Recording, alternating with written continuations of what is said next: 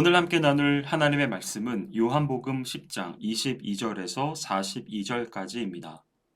오늘 본문은 수전절이 배경이 되고 있습니다. 수전절은 시리아의 헬레니즘 정책으로 더럽혀진 성전을 마카비 가문의 무장 혁명을 통해 주전 164년에 정결하게 된 사건을 기념하는 날로서 하누카라고도 합니다. 예수님은 갈릴리에 가지 않으시고 예루살렘 주변에 머물며 사역하고 있었습니다. 예수님이 성전 안 솔로몬 행각에 있었을 때 사람들이 예수님에게 질문합니다. 종교 지도자들을 포함한 유대인들이 언제까지 자기들 마음을 의욕하게 하려느냐라고 말하면서 예수님이 메시아라면 분명하게 말하라고 요청합니다. 이에 예수님이 두 가지 내용을 대답을 하는데요. 첫 번째는 그들의 불신입니다. 예수님이 말씀하셨고 아버지 이름으로 많은 표적을 행했는데도 그들은 믿지 않는다고 말합니다. 예수님에게 확실하게 정체를 천명하라고 요청한 것은 자기들 내부에서도 예수님에 대한 논쟁이 정리되지 않았음을 잘 보여주고 있습니다. 예수님을 죽이기로 가결했다면 실행했을 것이고 믿기로 했다면 이런 질문을 하지 않았을 것이기 때문입니다. 또한 예수님에게 질문했다는 것은 그들이 여전히 예수님을 믿는 마음이 없다는 것입니다. 예수님은 이것을 분명히 알았습니다. 최근에 선천적 맹인을 고침으로 그들이 반박할 수 없는 표적을 보였고 비유로 가르치고 설명해도 믿지 않았습니다.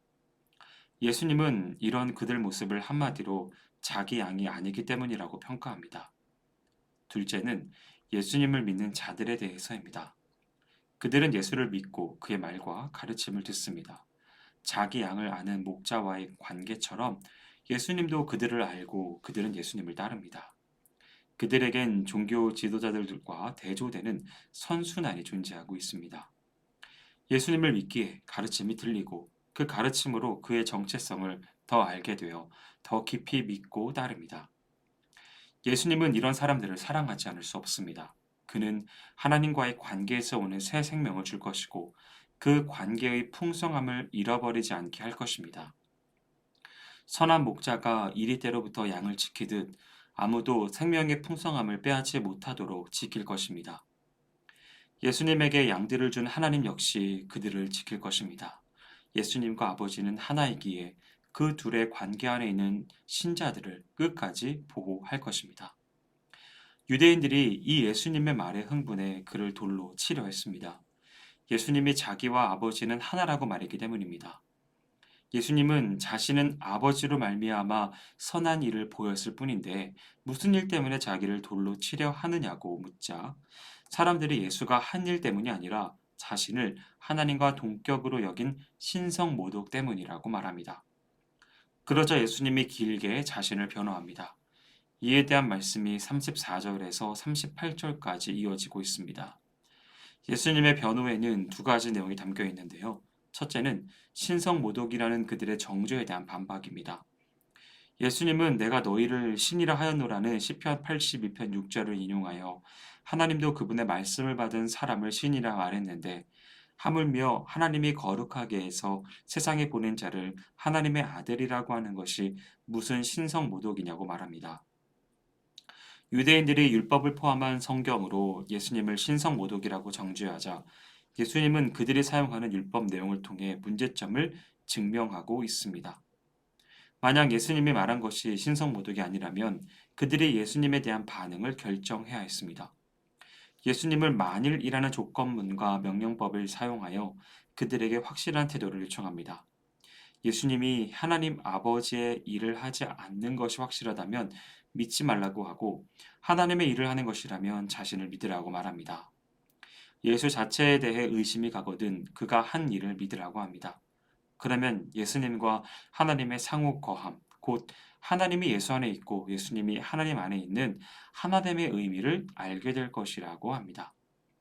만일 예수님이 가짜면 그는 종교 지도자들에 의해 죽을 것이고 진짜인데 믿지 않으면 종교 지도자들이 하나님께 멸망할 것입니다. 이런 면에서 예수님의 이 제안은 자신이 하나님이 보낸 메시아라는 것을 확신하는 분의 선포였습니다.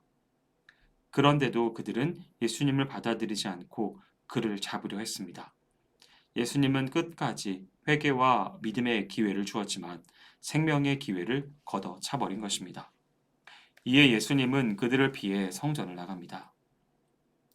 유대인들은 예수님이 단도직입적으로 자신을 그리스도라고 선언하지 않은 것에 대해 불만을 토로했습니다. 하지만 예수님이 하신 말씀과 행하신 일들이 이미 메시아가 아니면 할 수 없는 것들이었습니다. 모호한 예수님의 태도가 문제가 아니라 그들의 불신이 문제입니다. 예수님은 하나님과 하나가 되신 분으로서 하나님의 권세로 하나님이 주신 말씀만 전하고 하나님의 권능으로만 역사하십니다. 그들이 예수님을 믿지 않는 것은 하나님의 양이 아니기 때문입니다. 예수님을 자신을 잡으려는 자들을 뒤로 하고 요한이 침례를 베풀던 곳으로 물러나십니다. 거기 들른 사람들은 예수님을 만나고는 요한이 이 예수님에 대해 말한 것은 다 참이라고 인정하고 많은 사람들이 예수를 믿기 시작합니다. 예수님은 그렇게 중심의 사람들에게는 거절을 당했지만 변방의 사람들에게는 환영을 받으셨습니다. 자기 것을 지킬 것이 많은 자들에게는 버림을 받고 하늘의 은총을 사모하는 빈들의 심령들에게는 영접을 받으신 것이지요. 믿지 않기로 작정하면 도리가 없는 것입니다. 그 돌 같은 마음을 뚫고 진리가 마음에까지 가 닿으려면 어찌 해야 할까요? 힘이 있으면 더 어렵고 가진 것이 많아도 어렵습니다. 진리 그 자체이신 예수님이 오셨어도 자기 지식으로 진리를 침묵시키고 죽이려는 현장이 오늘 본문에서 펼쳐졌습니다. 유대인들은 예수님을 향해 그리스도이면 밝히 말하라고 다그칩니다. 어이가 없는 말이죠. 무엇이 부족해서 이해하지 못하고 인정하지 못하는 것일까요? 예수님 말씀대로 그들은 양이 아니라서 목자의 음성을 못 알아듣고 그가 행하신 하나님의 일들이 증거하는 것을 거절하는 것입니다. 하나님과 예수님은 하나이며 하나님이 맡긴 양들을 예수님 손에서 빼앗을 세상은 없다는 말에 유대인들은 손을 들어 찬양하기보다 돌을 들어 치려 합니다. 성경은 말씀을 받기만 해도 신이라고 했는데 하나님으로부터 온 진리의 예수님은 오죽했을까요? 성경을 모르니 거절하는 것입니다. 그들이 알고 있는 것이 전부라는 착각이 그들을 진리로부터 멀어지게 만들어버린 것입니다. 이때 예수님은 자신을 잡으려는 자들을 뒤로하고 물러가십니다. 요한이 침례를 베풀던 곳으로 가시죠. 거기 들른 사람들은 예수님을 만나고는 요한이 이 예수에 대해 말한 것은 다 참이라고 인정하고 많은 사람들이 예수님을 믿기 시작합니다. 유대인들은 자신들의 생각과 다른 예수님을 붙잡으려고 하였지만 그분이 말씀하신 진리와 구원을 붙잡으려는 마음은 없었습니다. 증거가 모자라서가 아닙니다. 성경이 말씀하였습니다. 요한이 증거하였어요. 이들은 결국 자신을 내려놓고 싶지 않았을 뿐이었습니다. 말씀을 정리하겠습니다. 오늘 본문은 성전을 더럽힌 안티오코스 4세에게 반란을 일으켜 예루살렘을 탈환하고 성전을 정화한 이를 기념하는 수전절에 유대인들의 예수님을 애워싸고 다시금 그러한 독립을 가져다 줄 메시아가 맞냐고 묻습니다. 예수님은 자신이 누구인지 보여줬다고 하시며 그들이 믿지 않는 것은 주님의 양이 아니기 때문이라고 답하십니다. 유대 사람들이 나와 아버지는 하나라는 말에 격분하여 돌을 들어 예수님을 치려고 합니다. 그들은 예수님이 하신 선한 일 때문이 아니라 하나님을 모욕한 것 때문에 돌로 치려고 한다고 밝힙니다. 이에 예수님은 성경 말씀을 들어 하나님의 아들이라고 한 말이 하나님을 모욕한 것이 아니라고 반박하십니다. 그리고 예수님이 아버지의 일을 하는 것을 인정한다면 그 일을 받아들이라고 촉구합니다. 사람들이 예수님을 잡으려고 하자 예수님은 다시 요단 건너편으로 돌아오셨고 그곳에서 많은 사람들이 믿었습니다. 사랑하는 여러분, 병든 사람을 고치고 줄인 사람을 먹이신 일은 그가 하나님이 보내신 분임을 증명하고 있습니다. 또 십자가에서 자기 목숨을 버리실 때 사람들은 분명하게 그가 하나님의 아들이심을 깨닫게 될 것입니다. 주님이 나를 위해 하신 일을 생각해 보십시오. 예수님이 자신을 하나님의 아들이라고 하신 일이 아니라 사람들이 하나님의 아들이신 예수님을 향해 돌을 치켜든 것이 하나님을 모독한 것입니다. 주님을 위한 열정이 주님을 모독하는 일이 될 수도 있음을 기억하시길 바랍니다. 누군가를 정죄하며 돌을 던지기 전에 그 일을 주님도 기뻐하실지 생각해 보시기 바랍니다. 바라기는 오늘 하루를 말씀으로 여시는 모든 분들은 자신의 생각 속에 주님을 가두어 도리어 그분의 방해꾼이 되는 것이 아니라 그분의 영광을 인정하고 순종함으로 나아가 참된 제자의 삶을 사는 축복이 넘치시기를 주님의 이름으로 축원드립니다. 기도하겠습니다.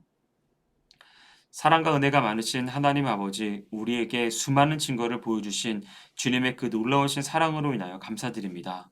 하나님을 믿는 것에 있어 더 다른 이유를 대는 것이 아니라 이미 넘치고 넘치는 하나님의 그 사랑의 인도하심으로 인하여 하나님을 인정하게 하여 주시옵시고, 그 주님께서 말씀하신 것들을 온전히 따르며 순종하며 나아가는 귀한 믿음의 사람들이 될 수 있도록 인도하여 주시옵소서. 행하실 주님을 기대하오며 모든 말씀 예수님의 이름으로 기도합니다. 아멘.